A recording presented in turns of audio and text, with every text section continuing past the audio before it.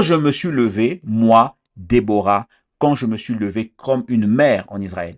Elle s'est levée comme une mère.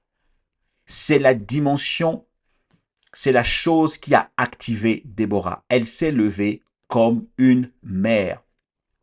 La maternité de Déborah ici n'a rien à voir avec, comme je disais, la notion physique. Ok?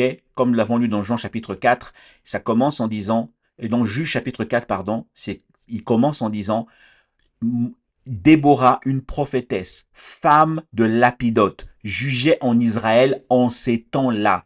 Elle habitait sous le palmier de Déborah entre Rama et Bethel. Donc il y avait une juridiction. Les palmiers représentent la justice.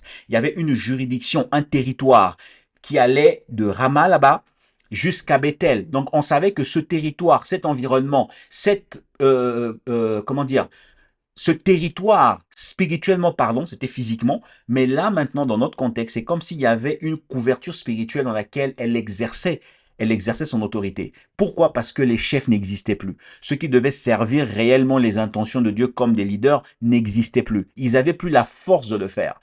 Et donc, Déborah maintenant apparaît. Mais qu'est-ce qui active Déborah? C'est la maternité. Je me suis levé comme une mère.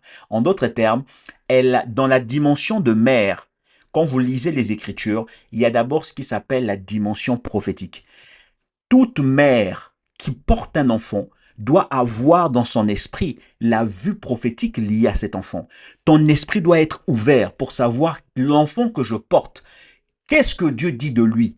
Qu'est-ce que Dieu va faire avec lui? Parce que la femme est caractérisée par le prophétique. L'homme est caractérisé par l'apostolique. L'homme vit souvent dans les réalités de principe. L'homme, c'est souvent ici on fera pas ça, là on fera pas ça. Ici c'est comme ça que ça fonctionne, etc., etc.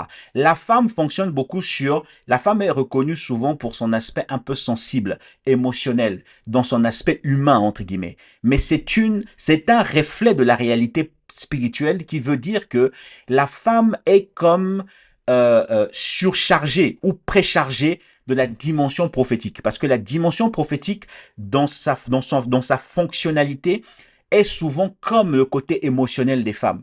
D'où, je disais un peu plus tôt, lorsqu'on a commencé ce mois, que Dieu passe par l'esprit pour parler. La voix de Dieu passe par l'esprit.